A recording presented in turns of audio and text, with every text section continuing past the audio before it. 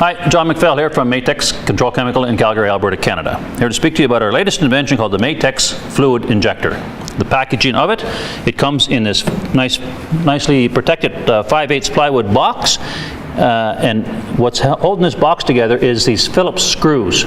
So it might be important to have a Phillips screwdriver around, either a screwdriver or a drill, to take the top off.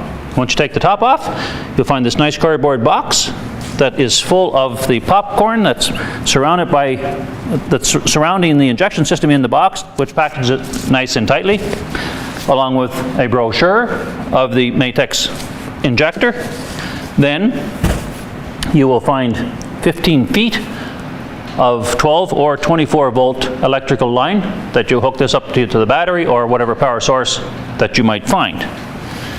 Also included is 15 feet of discharge hose. This discharge hose will go onto the discharge side of the injector, which we'll show you in another video.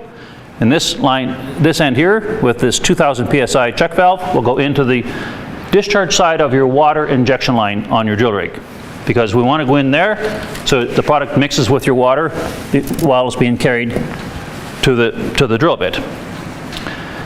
On this side, we have 15 feet of 300 psi air hose. This air hose has a quick coupler on it, so you can hook it up nice and easily, and also take it off nice and easily. And this is for safety reasons, which I will explain a little later, that you want to take this off when you're changing the pail. Then when you go to change the pail, we have what we call a lid buster.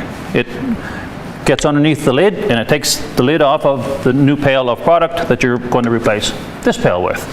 This pail is it's an empty pail, and it's there for shipping purposes only.